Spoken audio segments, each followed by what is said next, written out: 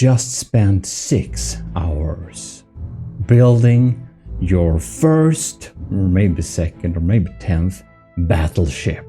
It's glorious, it's beautiful, and you're longing to see it in combat.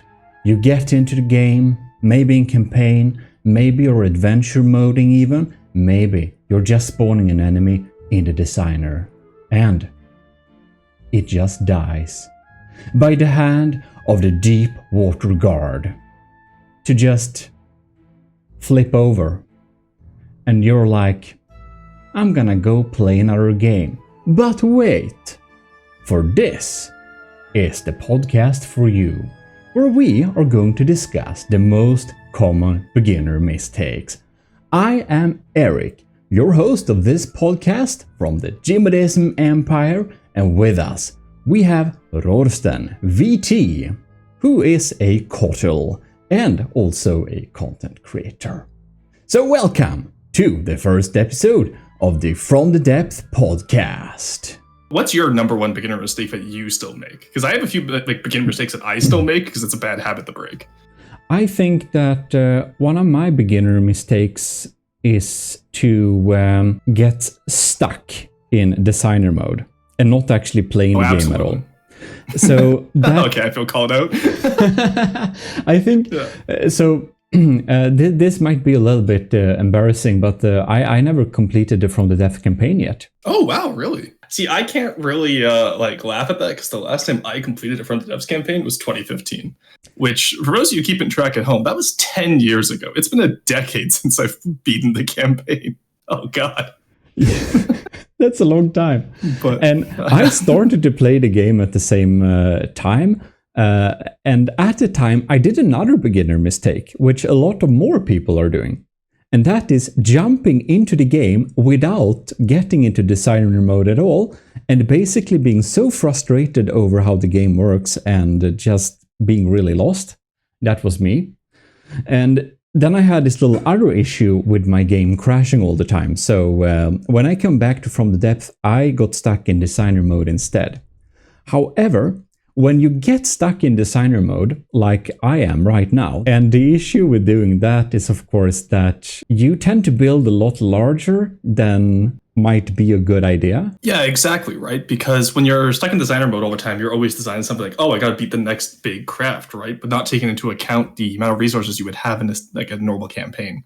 That's where I'm at right now, where I've broken it down to, I want to do 5 ships. I want a cargo craft, I want a big ship, I want a medium ship, a starter ship, and then a few planes, right? That's where I'm at for my campaign. But I'm also doing Deep Water Guard only over on Twitch, so it's a little bit different for me because I have to use like horde tactics, right? Yeah, of course. If people don't know what the KOTL is, can you just briefly say like... Oh!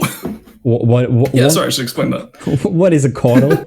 And what is the DVG? Alrighty, so breaking it down. So a KOTL is an acronym for Keeper of the Lore, which essentially just means that we're a group of volunteers that make sure that the campaign is kept up to date. So we're all volunteer builders, and we'll go through and we make sure the factions are consistent. We make sure they're balanced to where they should be. So Deepwater Guard, for example, is the first starter faction, so it shouldn't be that difficult. No. And then as far as Deepwater Guard, I alluded to it, is the first faction. It's a bunch of like wooden boats and pirates. Theoretically, they're easy to beat, though I've seen some people struggle, and that's always funny to me. But only because I also struggle against it, don't worry. I'm not like laughing at people, I'm laughing with you. Once you get past the Deepwater Guard, that's another issue going back to the designer only thing. Yeah. Everyone practices against the Deepwater Guard. Once you get past that, it's such a difficulty spike, right? Onyx Watch has proper armor, White Flares has speed. It's again, like, even if you get past Deepwater Guard in your campaign, you still get hit by a roadblock that is a different faction, right? So like you gotta build to account for all factions, not just one. Each faction has their things they're good at, and the Deepwater Guard is basically not good at anything else than being hard hitting but no armor. They're good at aesthetics. You got to admit, they look pretty. They look pretty good. But that's because you build some of the ships. Yeah, but I also like Deepwater Guard aesthetically the most. It is my favorite faction, which I guess could be apparent from my building style, possibly. For the people that also is watching this podcast's video version, which is available at least via Spotify and YouTube, of course, you could see in the background a example of Deepwater Guard's largest battleship, which is the Crossbones, and the Marauder, the most, let's say, famous from the depth vessel. It's the superior combat. Yeah, it's the superior combat vessel. Look it up on. It's still in Google Images. It's the superior combat vessel. I love it. It's amazing. Yeah, but like the Crossbones, to be fair, it's no joke. The updated Crossbones is really hard hitting. So no shame getting beaten by that. But again, it is the easiest faction. But From the Depths isn't an easy game. By no means. But for you, like, what's the biggest beginner mistake you feel that you're doing? I feel I'm just getting stuck in designer, over-engineering things and making things that cost 6 million, which never will have a use case scenario inside a game. So I'm on the other hand, right? Where for me, I go into designer, I do like a lot of like small to medium builds. Yeah. But I forgot to, like, for example, for the longest time when I was starting my Deepwater Guard campaign, I forgot to have a cargo ship, right? I have a cargo ship now, so most of that's been solved, but that was a big issue. It's just not sorting out the different types of craft I need. And honestly, that could be a discussion all of its own about, like, hey, like, you need, like, you want a cruiser, you want a battleship, you want like an airship maybe, right? Yeah. And then aside from that, I think the other big issue that I encounter a lot, and you'll notice this, like, if I'm ever building live, is I tend to focus too much on aesthetics. It might just be because I've been building Deepwater Guard since 2014. That's not a beginner mistake, though. That's like the trap when you played From the Depth for too long. You get stuck into aesthetics and never leave. According to me, that is true. So so there's a lot of bear traps around the game because you'll just get stuck. That's in like the pro trap. But oh no! Oh damn! Oh. Oh no! My build looks too good. Oh no! So I'm not gonna name drop people, but there are a lot of people who are really, really good at From the Depth aesthetics. So they basically become really good, and they get into this menu, which is called the decoration menu or the Control X. Oh god, yeah. So in Control X, you can get up decorations where you can basically spawn fake blocks that don't have anything to do with like the function of the blocks. They can look like any block, but they cost no resources and they're only visual. So inside of that, there is a lot of options where you can like change how it looks exactly. For the people who are watching, if you're new, I can just quickly show you Control X. You can see add new decoration. There is like tons of settings we can use here. So that is the Control X menu. And people get into that and you can do everything in so much detail. They get stuck there forever. And that is a place where great builders go to die. Absolutely. They're really good at the game, but there is no limit on how much you can decorate things, really. Like, of course, eventually things will lag, and when you get over 5,000 decorations, you need to start to use sub-objects to spawn them and stuff like that. But you can spawn so many darn sub-objects that you can make anything in so high detail that you want. And if you get stuck there, you might get burnt out on the game, decorating too much. Absolutely. What I mean, though, is, so I do a lot of structural decoration. So I don't, I use decos, don't get me wrong. I'm not one of those deco haters. I think it's silly to hate on an aspect of the game. Yeah. But I do a lot of my shaping structurally, too, because it's pretty modeling at the end of the day, right? That's all From the Depths is when you're playing like I do, where you're just building set pieces for the campaign. Yeah. And so for me, what I mean is, like, I'll sometimes build like a really nice looking ship hull. And then I was like, oops, I forgot to leave room for the guns, because the Tetris for guns is always those big hexagons, right? Or the big circles. And I very rarely build large enough, which goes into my first beginner mistake that I noticed. So Eric, I don't know if you know this. I have a series where I review viewers' ships, right? They'll send me in stuff and I give feedback, right? The biggest issue I've noticed with beginners to this game, people who either build too big or too small. And I'm curious as to what your take on this is, because I'll explain my view afterwards. But like, do you agree that building too small or too big is a mistake, or do you think there's merits to it? I'm curious. That building too big is the most common beginner mistake like between building too small. Building too big is more common, and that is 100% everyone who gets stuck in designer mode and never leaves it, and just designs and build things, adding more details, adding more weapons, and they end up with a 500-meter long ship that their computer almost can't run. And of course, if you build something that your computer can't run, and the game isn't actually built to... I have this little running tournament where I built a 2.2 million battleship called the Gimli class, and a lot of people try to beat it, and now they're fighting each other right now. And of course, those are 2.2 million in cost, and that is like at the level of the most expensive crafts in the game, but they are really rare when you play to encounter. It's like the boss ships that appear like once or something like that. And having like really big ships like that fight each other, a lot of people's computers can't take it. The game isn't designed to be able to take it. So when we build that big ships, it's only basically for tournaments where the person hosting the tournament has the technical capability to even run the battle. So when you get stuck in designer mode, I absolutely think that building too big is a lot common. Building too small, I actually never seen that. It's only, I think, in early campaign or perhaps adventure mode where people are too stingy and cheap with their materials, so they have like 1 meter of metal as armor, which sounds a lot, but in From the Depth it's like nothing. But otherwise, I don't know. Look at Reddit. People who never like played the game before, they build battleship armors. Like the first thing they're making is a battleship armor, and they're building like a 50-meter cross-section ship, and they're asking like the Reddit if their armor is good or not. And it's always built in the same way. Silly. Yeah. They always suck. I'm sorry if you're one of those persons who posted like armors on Reddit. You know who you are. That suck. Like, but they like honestly suck. It's like 10 meters of solid metal sometimes, so they would never float. Or it's usually heavy armor spam, because they think heavy armor is the best armor. Or it is like, you hear this, that you need air gaps to be protected from certain shells and stuff. Yes, you do that. So they add like 5 air gaps. But yeah, it's crazy, some of the armor schemes I've seen on Reddit. But it's not real air gaps. It's like it's like you put beams and then you put line of beam slopes behind them, so they are actually connecting.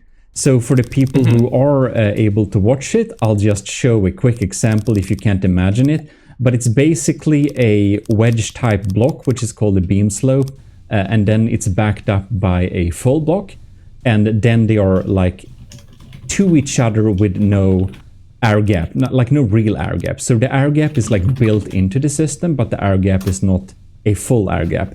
And that means that flame, thump, plasma, damage, fire will go through.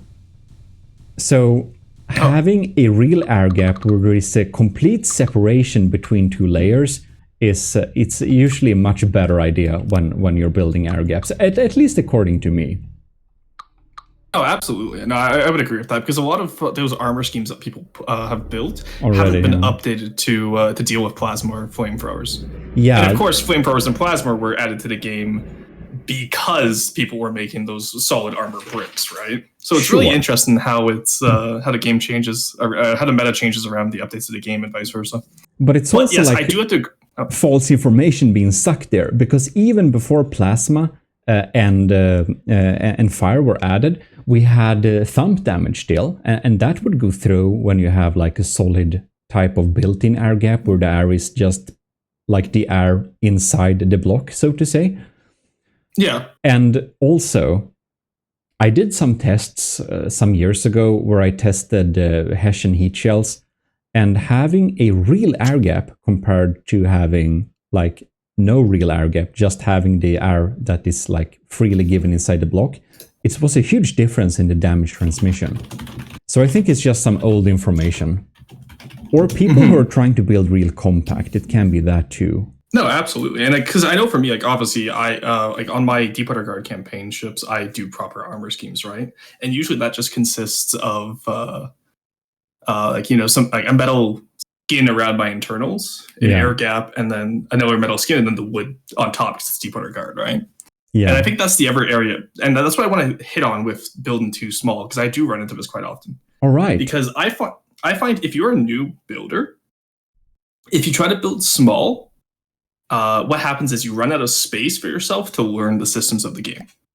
I really don't recommend building small until you know how the game works.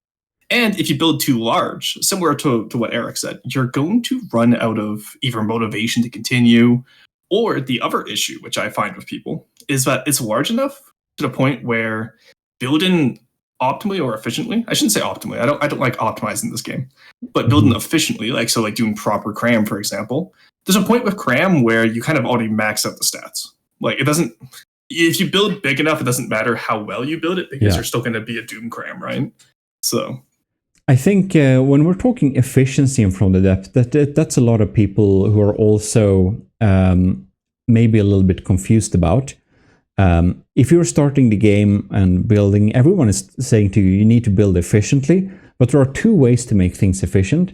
You can either build it space efficient, or you can make it material efficient. So when you're building things space efficient, you'll need to be real compact. So you basically try to have as little space as possible. And that is efficient because, of course, then it's much easier to avoid incoming fire and stuff like that. So building compactly, space efficiently, there is something to be said for that. And then you can also build material efficiently, because it's basically maxing out the damage you can deal for the lowest amount of materials, no matter how big space it takes. The most amount of armor, no matter how amount of space it takes. Like, for example, 25 meters of wood, 25 meters of solid wood costs as much as 1 meter of heavy armor. And this is why the Deepwater Guard's the best faction. Wood all the way, let's go. Yeah, but it's not solid wood, it's like 2 layers of wood max. But if you would have 25 meters of solid wood, it is, in all circumstances except maybe flamers, going to be a lot more better than 1 meter of heavy armor. Probably in the case of flamers too. 25 meters of wood that's thick. Absolutely, and the fact that wood is the best HP per material ratio, right? That is. If you have metal backed by wood, it's one of the most efficient setups in the game, because if you back up metal with wood, you get a lot of float.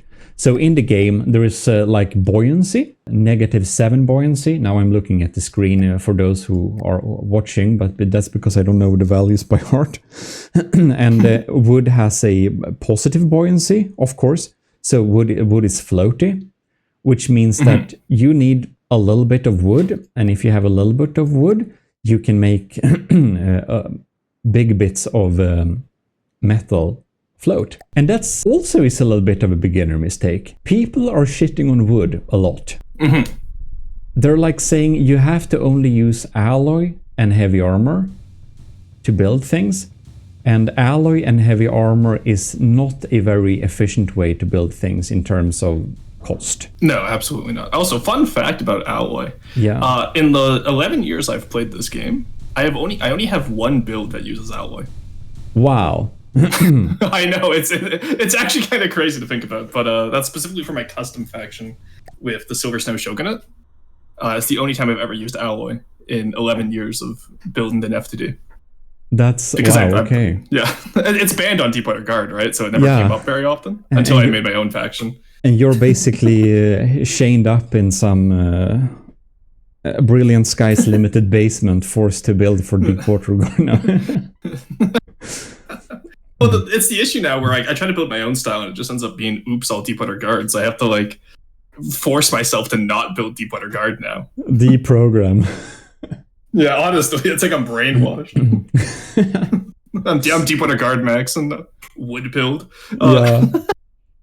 The Deepwater Guard the updated crossbones, that's actually scary. I was so surprised when it got it's updated. so good because like it's so cheap, and Paphos Paphos is the head Deepwater Guard KOTL. He's the one in charge of Neater. I theoretically am in charge of all the land stuff, but that's just because I took over Ashes and was like, no, whenever people like, I don't think anyone else wanted to build Ashes, but we joke that I changed the suit myself. But that's one of the other things I wanted to talk on actually, though, because in Neater, you absolutely want to go for material efficiency. Yeah. Because you were talking about like space efficient versus material efficient. Exactly. That's a really good thing to take up here.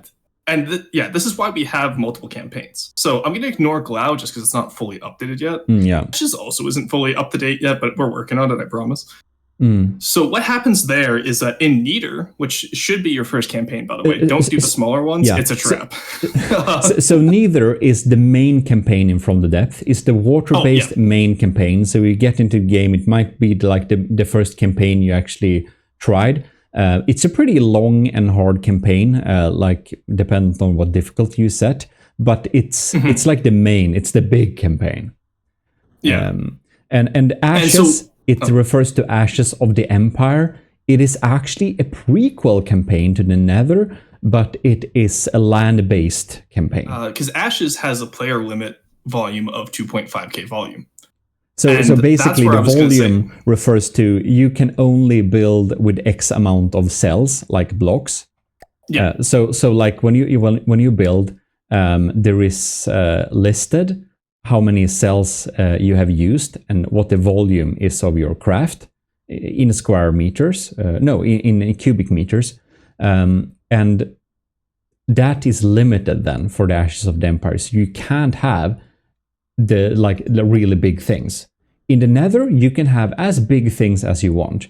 And when you can have as big things as you want, wood is a really good material. Oh, absolutely. But whereas in Ashes, for example, I know Eric touched on it briefly earlier, saying like, oh, you don't want to use all heavy armor because it you won't flow to end. It's inefficient. But whereas in Ashes, heavy armor is what most people gravitate towards because weight doesn't matter on land. Yeah, actually, if you don't have enough weight, the wheels don't even work. So if you ever try to build a land vehicle and you just can't make it work because it just flips over and just doesn't work, well, try to make it out of heavy armor only. It's gonna be better. Yeah. And so it's interesting though because again, going back to boats, like we talked armor scheme for the main campaign where you want to have like metal, airspace, beam slopes, whichever style you end up going with, right? Yeah. Whereas in Ashes, it's completely different. You want to use wedges because it's the most volume cheap way to armor your craft. And so it's really interesting just seeing how different the two campaigns can be and how you have to prioritize different building skills when swapping between them. So I will say, if you're a newer player, like let's say sub 250 hours, I really don't recommend touching Ashes because if you go straight into Ashes, you're going to learn a lot differently than how you would learn on the main campaign.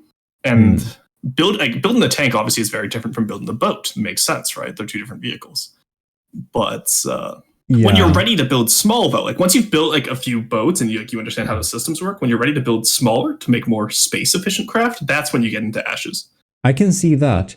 I think that a lot of people, like as you say, people tend to build too small as well. And I think a lot of people may be building too small when they're just jumping into the campaign and kind of try to make some vehicles and they just end up making really, really small things with some pre-built turrets and things like that. And the trick there is probably to build larger, but not too large.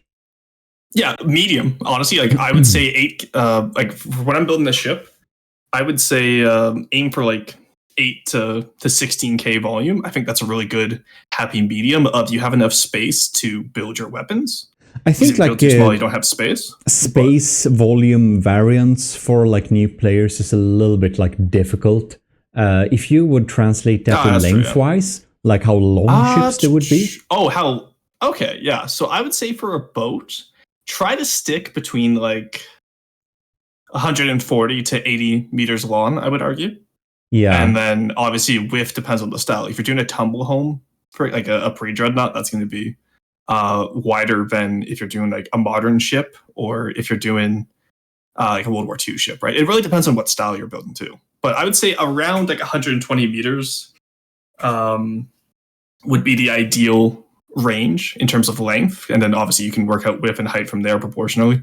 Yeah, but it also depends on how much you add, because like I tend to have a lot less weapons than most people who start off, because a lot of people don't do superstructures, whereas I do like massive deep guard superstructures, right? So if you want some type of scale, this is the excellent area to use a Marauder for scale.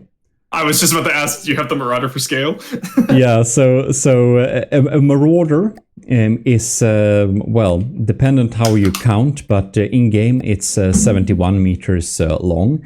So about the size of the Marauder is a really good size to try and build ships when you're starting out, because then you have enough space to make mistakes, and you have like enough space to add different weapon systems, and enough space to make the ship stable so it doesn't flip over by either adding weights underneath or having active roll and pitch stabilization or hydrofoils, whatever you want to do. Or, you know, just not make it top heavy and it's usually a-okay. Yeah, that's actually a great point, though. Between 1 and 2 Marauders of length is where you want to be if we're using Marauder for scale, which is really funny. So it's one of my favorite jokes in the community. But I want to talk about balance in the ship real quick, because again, one of the most common mistakes I see online is people who ask, hey, I put a propeller or I put propulsion on my ship and it starts flipping around. Add keels. Your center of mass, which is a little blue dot when you're in the build mode, it'll say like mass, and it's just a little blue square, and it's somewhere on your ship. Yeah. When you build your ship out, if that is above the waterline, add a lead keel. A keel, for those of you who don't know naval terms, is literally just a heavy.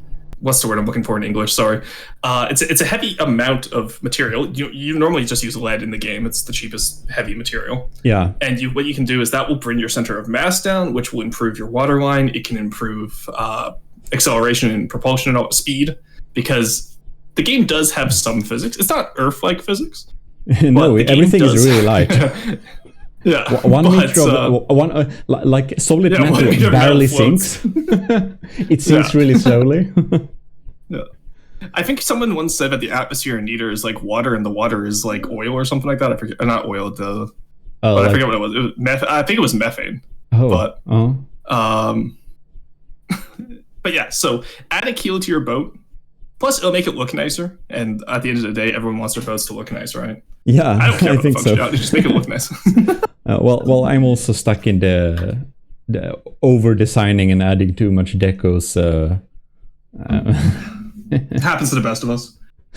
I think it happens to everyone who sticks with the game for long enough.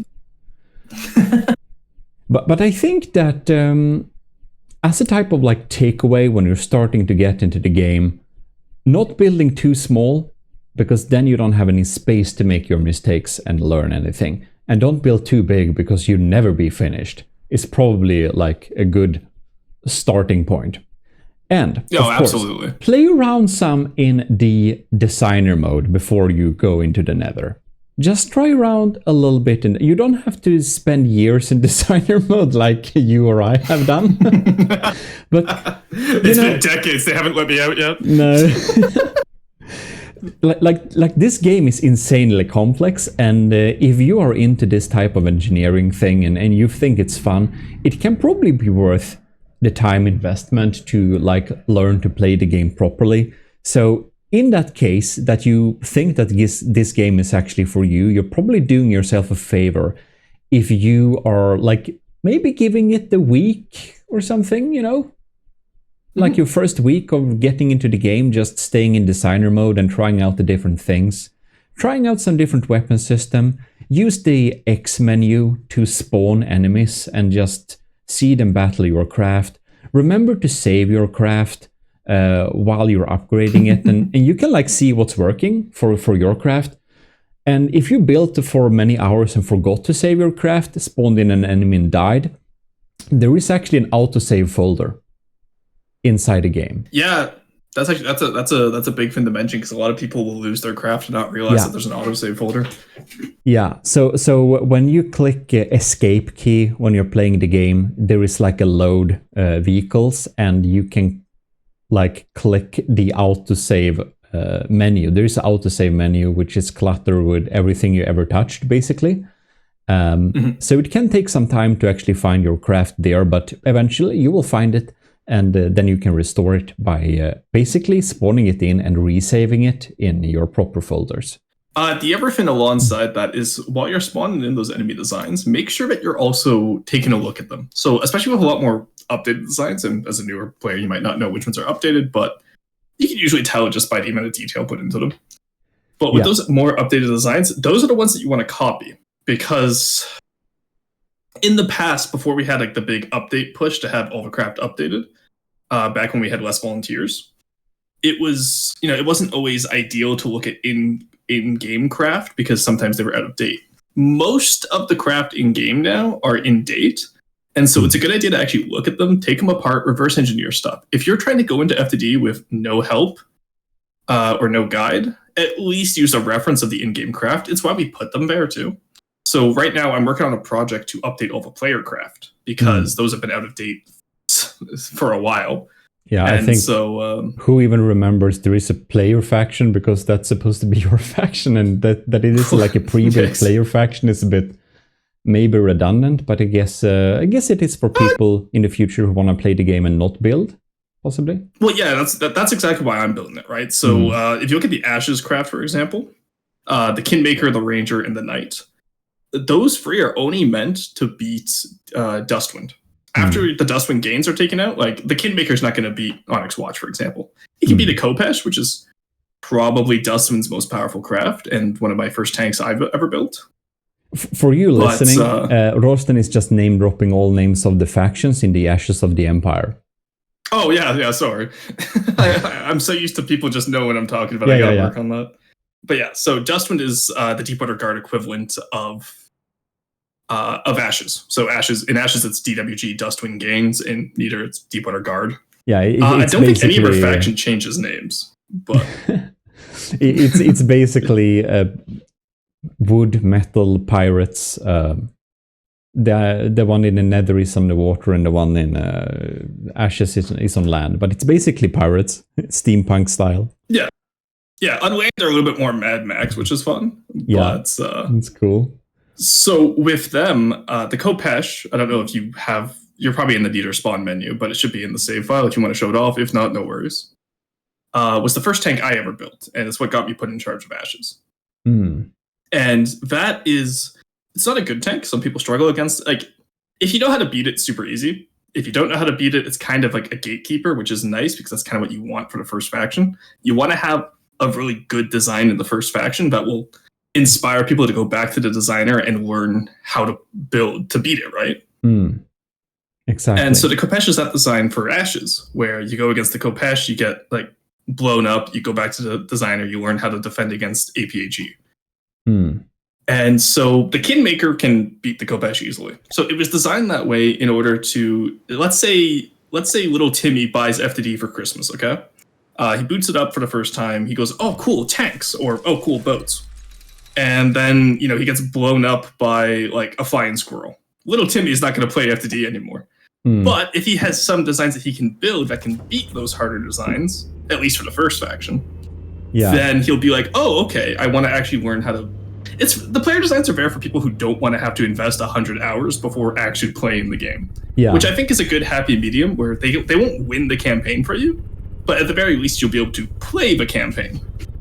I think it's probably also a good idea to keep in mind when you're starting out with the game that there is like in-game tutorials too in the designer mode, which can be a good idea to look at. And then of course, I make a lot of tutorials on YouTube, and there is another YouTube, Borderwise, who also makes a lot of tutorials. So I would recommend you going to the Gmodism channel or Borderwise and check out some tutorials there, and you will also be much quicker into the game. But oh, absolutely. If we're going to like talk about the designer modes, there is a thing that a lot of people don't know, because it took like literally 2 years or something before I even knew you could do this. And that is to play the land designer. You just don't click the designer mode. You need to right-click the designer mode to get into land designer and click land designer there. But if you do this... Wait, what? Yeah. But I always went to the content screen. Oh. Whoops. Yeah. You can get into land designer through like the regular start menu. So you can just right-click it and you can select space.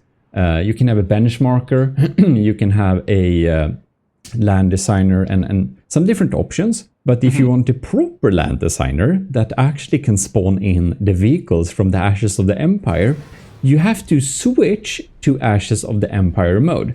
So if you can't see the screen or having audio only, basically when you start from the depth, there is a menu. You have learn to play, designer mode, return to launcher, quit or change profile. If you right-click designer mode, you have the different designers there. But if you want to spawn the proper, you have to switch tab to content. There is like single player, multiplayer, content and settings, and you'll need to go to content. And inside the content, now like from the depth is not user friendly, but inside the content menu, you have Ashes of the Empire, a little planet thing. You click on that and your game is like semi-rebooting to another mode where you basically get into another world, another space and time. And when you go back to create and learn, now you can click land designer. It's really stupid, but that's how it works. So since I got into here, what was the name of the tank? It should be the Kopesh, which would be in Deepwater Guard and tanks category. I don't know what difficulty it is because Ashes doesn't have set difficulties. Yeah. Dustwind Gangs it is in land, however. So for the people who are able to see the screen, this is the tank we are looking at. And for you who are not, it is basically a wooden steampunky Mad Maxy tank, which has a plow with spikes on it. Yeah, which counts as spaced armor. It's actually really funny how many people get caught up by the plow stopping their shells. It's really funny. Yeah. But so if you have like a plow in front of whatever you're having, it's of course a really good idea because then you have actually spaced armor. And that spaced armor will of course activate munition types like HESH, high explosive squash head, or heat, which is like shaped charges from the plow. So you basically get the tank safe from that, which is of course very valuable when you're building limited in types of like volume. Mm-hmm. Since as we said, like Ashes of the Empire, when you're playing that, you can't build big things. The game will stop you. It will say no. You can only build this big.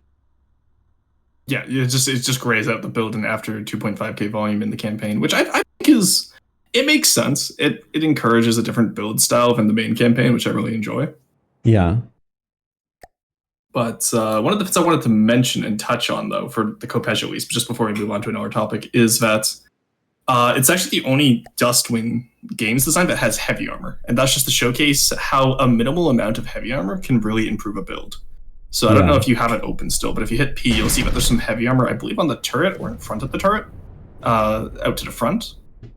And I've had so many people ask me, like, oh, how do I get past this? And I'm like, well, think about how you'd get past it on an actual tank, right? The way I design my campaign vehicles is I try to make each fight interesting, and I try to make each fight make sense if you think about it logically.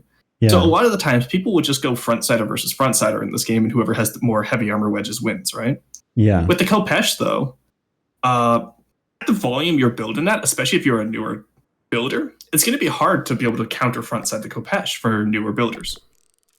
And so I intentionally made the sides very weak because let's say you send 2 tanks against the Khopesh, one goes around, hits it from the side, and immediately blows up, right? Yeah. So that's the way you deal with it. Because I had a lot of people like on various other media ask me how to deal with it, but that's the main way. It's just hit it from the side, because if you go at it from the front, it will probably beat most newer players. Which is the intention. And that's true for any front-sider vehicle in From the Depth. If it is a thruster craft that is a front-sider, if it is a ship that's a front-sider, and if it is a land vehicle that is a front-sider. And a front-sider is basically a ship that tries to keep its front towards you. It like tries to aim at you all the time.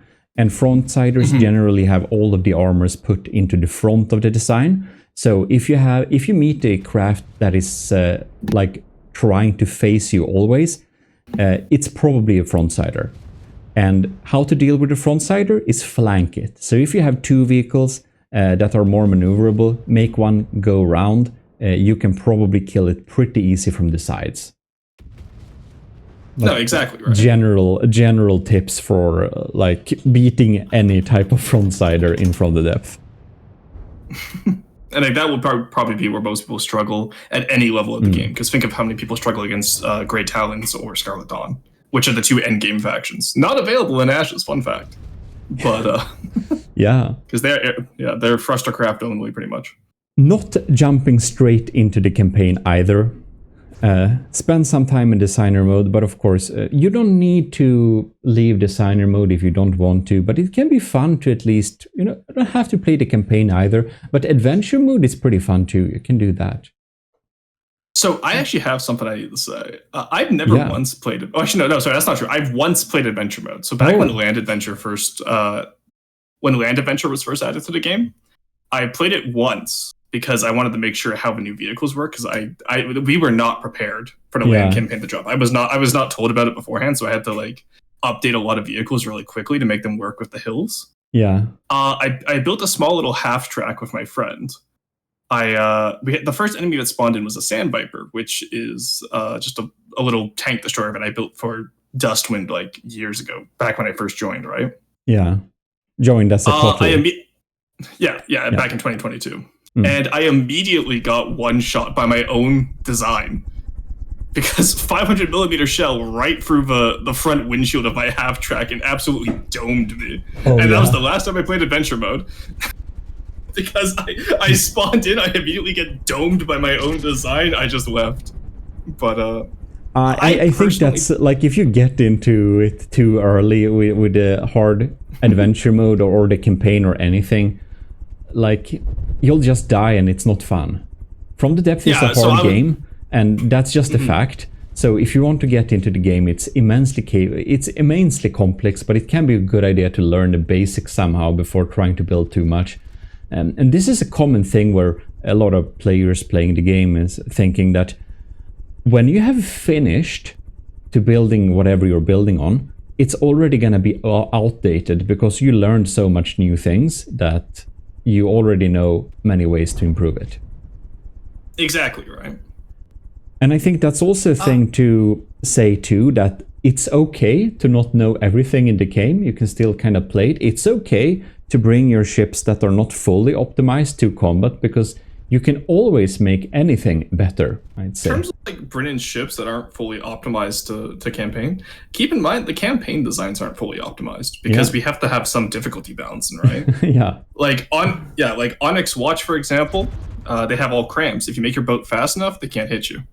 Yeah. Deepwater Guard, obviously, just you can out-tank them. Lightning Hoods, put some smoke on the craft, boom, Lightning Hoods are done. You know what I mean? Like, every faction has a hard counter, and that's to encourage the player making multiple different types of ships and multiple different types of mechanisms. Like, if you only use Cram for the campaign, you're going to struggle against white flares. If you only use lasers, you're going to struggle against Grey Talons, because they have a lot of smoke. So definitely. I'm thinking maybe we should talk about some of the, like, we touched some already in different regards, but just discussing some of the biggest building mistakes people are making. Aesthetically or functionally? Because there's a lot of aesthetic mistakes I see all the time, but I'm curious if you mean functionality-wise, since it's more geared towards newer players. I mainly mean functionality-wise, since design can always be subjective. If you're not talking about functional design, if you're talking about aesthetical design, I think we can touch on that a little bit later, but we can begin with like the function of the crafts, because when you're getting into the game, you're probably not focusing too much on making everything look too aesthetically pleasing, but most likely trying to focus enough at making them actually even work. Yeah, that's fair. All right. In that case, do you want to go first? What's your most common functionality mistake that you see? There is a very, very famous YouTuber called Martin Sitopants who built a really big battleship, or a like battleship Yamato, like replica, but 2 times as large. And he made it an improvement of his previous design, so he made it really strong. However, a big beginner mistake that a lot of people are doing, and in that case too, spamming repair bots. Like having 100 repair bots. And the thing is, you might think that if you're having so many repair bots that your ship just regenerates, it sounds like a really good idea. And my early designs were spammed with repair bots all over, because I thought they would like survive better. Turns out, if you're having that many repair bots, you're just gonna burn through the materials so fast. You're gonna run out of materials, you will not be able to load your guns, your ship will flip over because the stabilization is offline, it will stand still in the water and be hit by the most inaccurate mortar crams. Like, it's gonna suck. If you run out of materials in any combat situation, you're basically always gonna lose it. That's absolutely the biggest beginner mistake I see a lot of like pretty experienced players do too, because you'd think the ship survives longer, but instead it just starves. And you have to think a little bit coldly with war designs like this. There is kind of a cost calculation. There is a point where it's worth it that your ship just dies. And it's a sacrifice.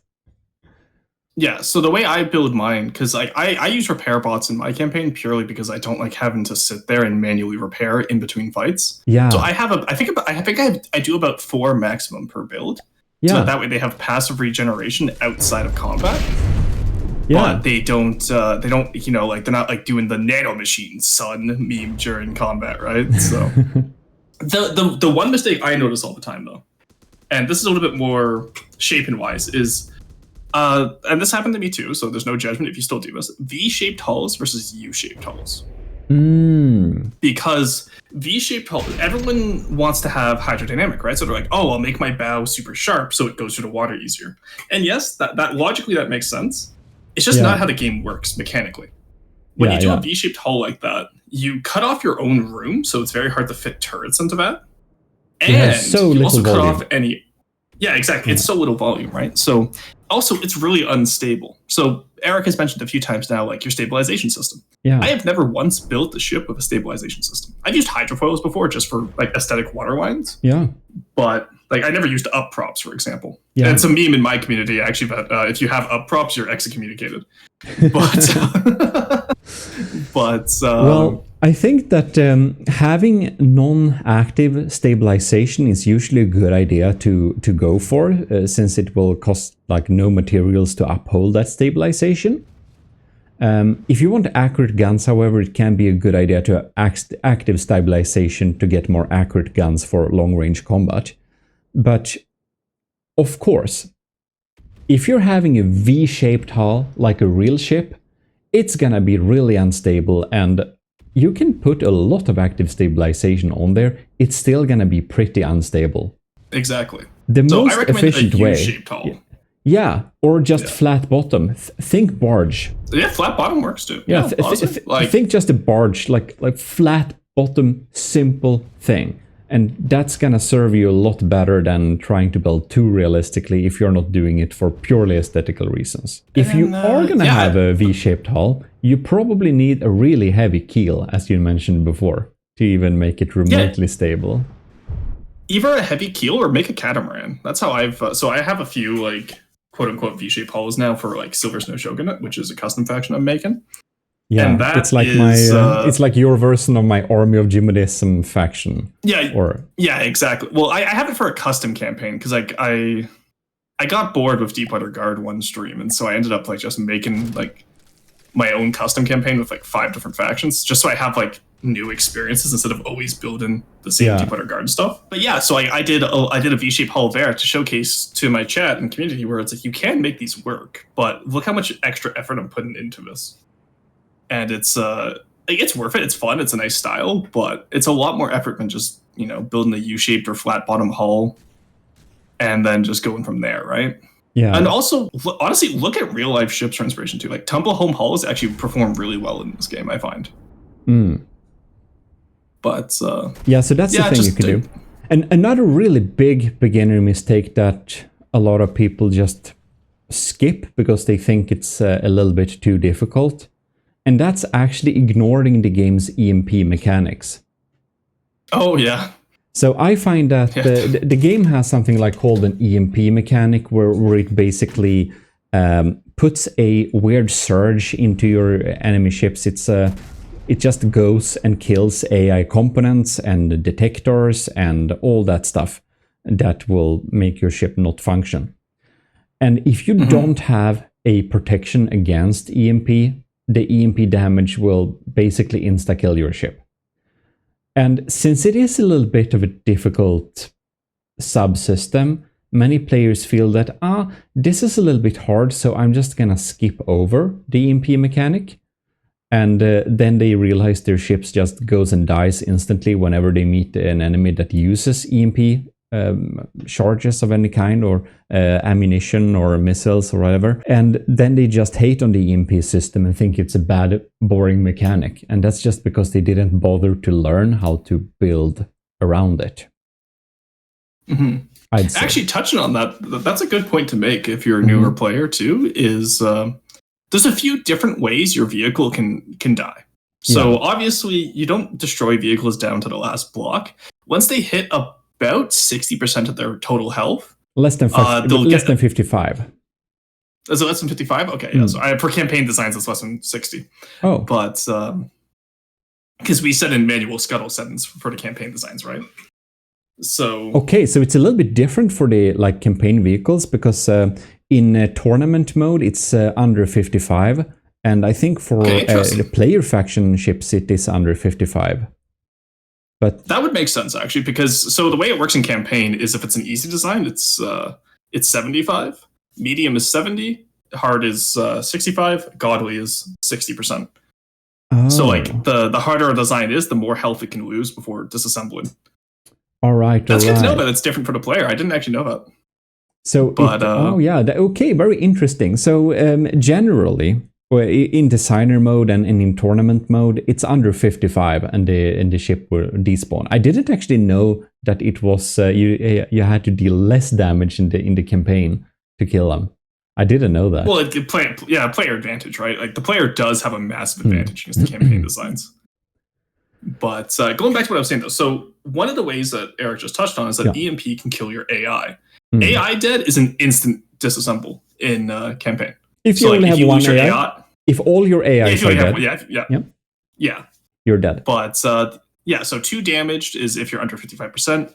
If you lose your AI, actually I think for player vehicles it's not an instant despawn like it is for campaign craft. Like there is a number of seconds of sustained life before it dies. Because when we're setting up custom tournaments for the Gimli battles or whatever, there is a presetting. I think it's like 30 seconds keep sustained alive until it's despawning. So, for example, in many tournaments, you are usually kind of allowed to have 1 or 2 repair bots or something like that. Just because if people have a lot of repair bots, it makes the battle boring and the vehicles just never die, but they can also not fight or something. It's boring. But you can have a limited amount of repair bots, and that is if the enemy gets lucky and snipes your AI with a long-range advanced cannon. It's boring if they'll win, because if you have one repair bot, you'll probably be able to replace that AI mainframe, since that was the only block that got removed, or a few of them. Like a Pierce pack, right? Yeah. When people use Pierce packs a lot. Like that. And if you would get lucky and just insta-kill the enemy, it could be a little bit boring. So if you have like one repair bot, and then there is the setting of sustaining life for a couple of seconds before it actually despawns. So your AI being sniped out is an instant kill with a bit of a caveat, because if there is very little damage done to the vehicle, well, then it can repair. Except if it's a campaign vehicle, because campaign vehicles in the Nether, they don't have repair bots, any of them, do they? I think they were removed. TG used to have them as a gimmick because it was like nano machines constantly repairing them, but people complained too much, which really sucks, because I think having TG as the repair spam faction would have been so cool. Yeah, I think it's a little bit boring that they removed all of the repair bots from the campaign vehicles, but I can understand it too, that, you know, damage dealt is damage dealt, and the enemies shouldn't regenerate too much. Well, it's that too, plus it's the fact that it did turn every TG, that's Twin Guard for those of you who don't know the factions, that it turned every Twin Guard fight into a DPS check, so I understand why they removed it, like gameplay design-wise, but I think like 1 or 2 boss enemies on TG should still have like nano machines. But I think so too. I think a few repair bots could be a courtesy for at least some of the designs. Yeah, like any godly designs, but not like any of the lower difficulty. But yeah, so the other ways that this can happen though is there's quite a few settings on campaign craft, and that would apply to player craft as well for schedule settings. One of the big ones is out of control time. This is a more recent addition to the campaign. But essentially, like, let's say you shoot off the wing of a flying squirrel, right? And it starts like flying all over the place. Yeah. In the past, this would be like, oh, great, I'm going to be here for like 50 minutes when my guns try to aim, right? Yeah. Nowadays, though, it'll go out of control because the AI can detect when it's out of control now, and it'll despawn. That's just a quality of life feature. Yeah, if it like flies into space, you can't even shoot it, and you'll need to wait out the battle, and it's really boring. So if the enemy craft goes out of control, goes into space, you know, can't fight, but just flies off, it will also despawn and die. Yeah, and same with distance. That's another one that gets scuttled as well. But the big one that I find recently that people need to watch out for is if you run out of resources, that counts as a combat death. So especially with newer players going into campaign, either have a logistics ship that can resupply your craft, or make sure your craft are on a good material load before going into battle. Yeah, like, account for how much ammunition you use. That's very interesting because I haven't played a campaign since this dropped. But don't spam repair bots, because if you do, you'll also eat up your own materials. I don't know if the player scuttles with lack of resources, but I know campaign designs will. I'll just say I don't know. I would have to test that out, but it's just one of those things to be aware of. Right. Well, good thing to be aware of, and I think also it could be good idea to just say that if you're being killed by EMP all the time, there is only like one thing you need to do. Build your AI on a piece of rubber and don't make it touch any metal or hull blocks like heavy armor or metal or alloy. Make it in an isolated box of rubber and it will be pretty safe from EMP stuff. So actually, there are different opinions of how much you actually need to EMP secure your things, but in my experience, rubber is worth it always. Except if you're building really small, but if you're building like in really small airplane, you don't have any space to EMP like secure also it very it's much. Cheap enough you can just sacrifice it. Yeah, it's just exactly. It will just be sacrificed anyways. So you basically build your AI and systems on an isolated piece of rubber. And for big turrets, or turrets in general, it's very important that the local weapon controller, the block that is kind of remote controlling the turret, also is surrounded by one block of rubber on each of the 6 sides. Or if the side is closest to the floor, where it's actually on the sub-object and not on the main object, you of course don't need to protect that side. And if you armor the AI and the turrets, you are fine. You can go an extra way and make sure that some of the detection systems are also EMP secured. That's the most important thing. And then it's a good idea to add the block called Surge Protector somewhere on along the hull of the metal or something like that. A Surge Protector is a block called Surge Protector. It's found inside the main block menu. and that basically attracts EMP searches. And if you have that, you'll be pretty safe. Now, so actually, I want to talk on this though, because EMP protection has changed since rubber blocks around the AI. Yeah. So since flamethrowers, I'm going to advise newer players use stone around your AI instead, purely because it has EMP. Work. So what I'm saying though is, if you use stone around the AI, it's EMP resistant, not proof like rubber. But it's more fireproof than rubber. Rubber burns really easily, and the way a lot of stuff is dying nowadays is that you get incendiary shells into the internals, and it burns down the entire ship.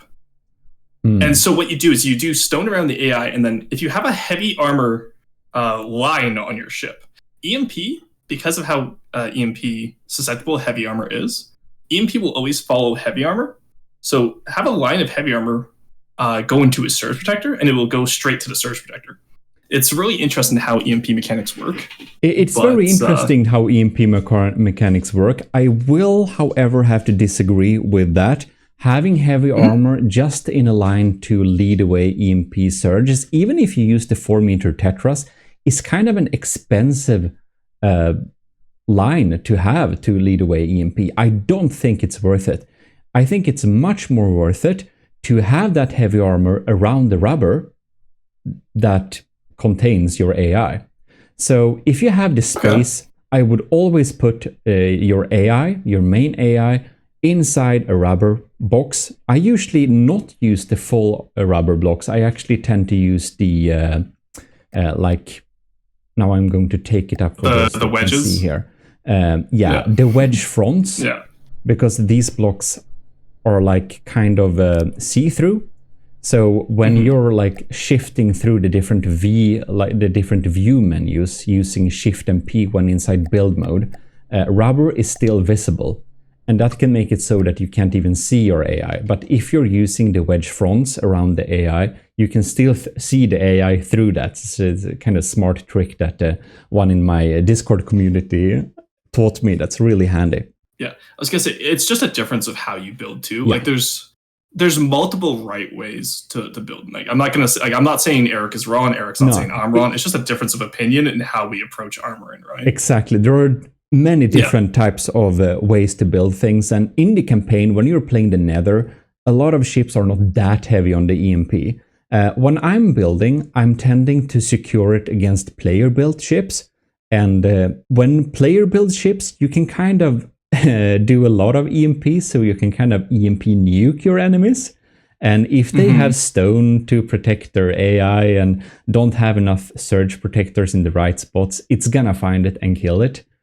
But if you have the space, like if fire is close to your AI, you're pretty done anyways, in my opinion. So I think that's actually a good point though, is that you play mostly PvP and you play against other people, whereas I play mostly actually, I don't even play against the campaign. I play as the campaign against the player. But so that's right. Why so we have a completely different takes. I am John Deepwater Guard. But I need really to play the campaign again. It was so long time ago I touched it. But building for what you're going against. Going back into beginner mistakes and getting back on topic here, I recommend two things. Know what you're going against and know what you're building for. And what I mean by this is, if you're going against Deepwater Guard, don't build, like, you don't need your ship to beat a Megalodon if you're only battling Deepwater Guard, right? Yeah.